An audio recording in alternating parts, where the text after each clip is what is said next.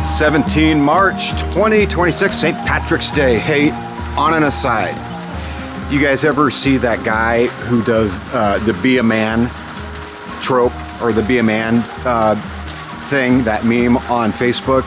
Dude's hilarious, from Boston. He's got that real thick Boston accent, and he's always just talking shit about all these different scenarios where he'd be a man. I don't know if you've seen him. Check him out. Do a little deep dive. Do Google search. It's so freaking funny. Want to talk today about Tucker Carlson.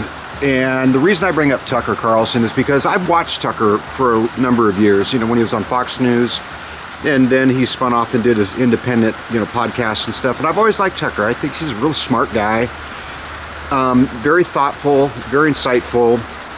Questions a lot of what goes on in our culture and society and the world as a whole. And now there's this thing going on where they're trying to paint him into a corner as if he has committed some kind of a treason against the United States by leaking information to the Iranians and kind of cozying up with those people. And I am a little bit skeptical, because if he has in fact done this, I think it would be a little bit more serious than we're being led to believe. And there's been a theory floated out there, and I've heard this kind of in the various little channels that I go kind of rabbit hole down, that Tucker might in fact be a CIA asset himself. And you could even postulate this a little bit further and say, well, maybe he's being used by this administration for purposes of extracting information or making the Iranians feel comfortable because they've got one of our prominent media figures that they feel that they can confide in, and then he can come back and give information to the president, or vice versa. I don't know.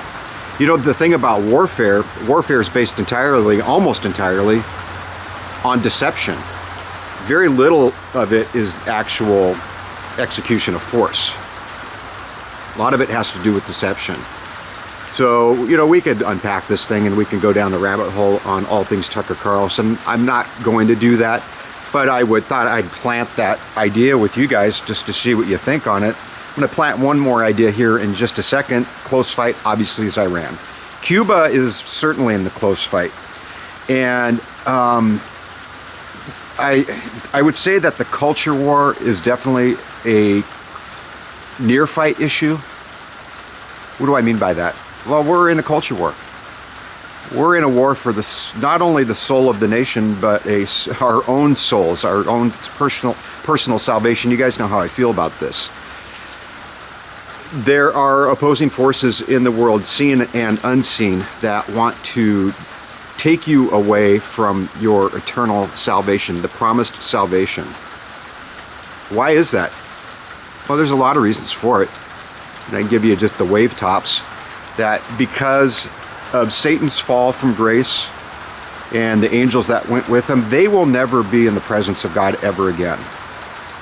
But they know that you and I have a shot to do that. And if they have anything to say about it, they're going to try to prevent that at all costs. Hence temptation. Hence trying to get us to do bad things while we're here in our lives on earth. This big stage that we're on, this big experience that we're having in our lives. I think you're going to find as you get older that things that you thought were of great importance when you were younger seem less significant as you move along through life, as you start kind of seeing maybe that light at the end of the tunnel, so to speak. The significance of things, certain things in your life, tend to diminish. And I believe that's important to at least understand or comprehend, if just for the purpose of kind of finding where you're at spiritually. We've talked about a lot of these things, like this whole idea of, restraint and retaining your energy as it relates to, those things. I think that has a lot to do with what ails this world, what ails society. This whole gender neutral business that I've talked about, this whole gender identity thing. Why is it that it's so prevalent now, all of a sudden? You could say, well, maybe we're in the end times. Maybe we're starting to see that, we're coming upon the judgment. Possibly. Nobody knows that date. Nobody knows when that's ever going to happen. Not even the angels in heaven know that. So Tucker Carlson, to get back to that, is he CIA? That's one of my points. Is he CIA? I don't know. It's kind of fun to mentally kind of go about thinking about these things. But again, it's look at the bigger picture. Really, is at some point, you know, months, years from now, we will have forgotten about a lot of this stuff. Wars, deception, information warfare, certainly ongoing. I mean, the media complex was once the Leviathan in this world, in this nation. But now we have these things, and we have this, and we have the ability to just talk about stuff at will and share our ideas with each other. You know, just Joe Public, you and I, Joe and Jane Public, out here doing our thing, right? All the world is a stage. Yes, you've heard that phrase before. And the stage, you know, sometimes the sets change, the set pieces change, and the players exit out of the play over time. You and I, we're going to exit out of this someday. And other people are going to come in and they're going to have their play and their roles and their performances. All right. Forgiveness in an unforgiving world. That's one of the bigger things that our Creator really judges us on, is our ability to forgive. It's difficult at times to forgive other people. But everybody's going through their thing. Everybody's going through their life. Everybody is living their life, living their life's purpose. And sometimes you have to step back and say, yeah, you know, we got to be a little bit more forgiving, as offensive as some people's behavior can be. All of us, we're all guilty of it. All right. And the battle for your soul, ongoing. Guard your soul, protect it. Practice restraint. That sexual restraint, I know. I'm going to beat you over the head with it, probably at least for 1 or 2 more videos. But I've done enough of a deep dive on this, and again, I'm going to post some links, that I've come to realize that that one in particular is really strong, really powerful, and incredibly important, because it's the thing that brought you and I here. It's the centerpiece to all of it. Okay. All right. And ask God to handle your day. Do you guys know Father Daniel Rehill? He serves the Archdiocese of Indianapolis as their exorcist, Catholic priest. Great guy, from what I can tell, from what I've seen. I like to watch his interviews quite a bit, really insightful. And he said, you know, if you're having a bad day, if you're trying to have your way through the day and have things just exactly come out the way you want them, you're going to find that you get pretty frustrated. He said sometimes you just get up in the morning, get down on your knees and say, God, handle it for me. Whatever I need to do to get through the day, if you can just handle it for me, he said, you'd be surprised how well your day will actually go. Surrender it to God. Let him, you know, put a nice little bow on it, as he says in one of his interviews. And he'll wrap it up for you.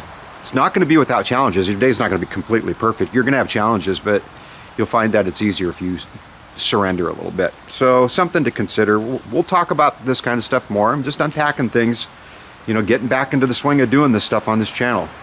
I hope you guys enjoyed some of the classics that I posted, some of the older stuff. It's kind of fun. I haven't looked at those videos in a really long time. Kind of fun to go back. I'm not going to post everything. There's so much on my archive hard drives that a lot of it's just not going to come back. There's not a real reason for it.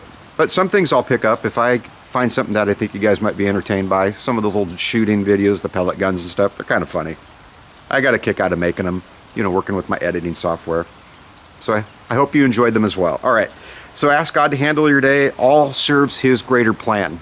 This whole thing that we're doing here on earth, our life on earth, having our challenges, having our battles, having our agreements, having our disagreements, it's all part of his greater plan to make us strong, to teach us things.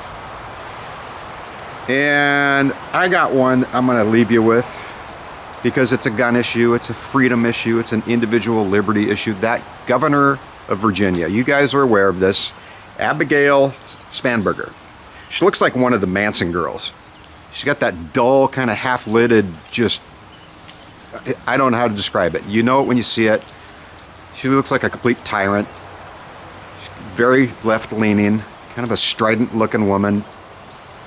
And they're passing draconian gun laws in Virginia, but they have exemptions for members of the legislature, apparently, that have been written into these laws. So what do I say to that? Well, you just ignore it. It's unconstitutional. It'll probably get challenged in their Supreme Court. Maybe they'll get overturned, but, you know, honestly, if the laws don't apply equally to everybody, just ignore it. All right, we'll talk more. See you guys later.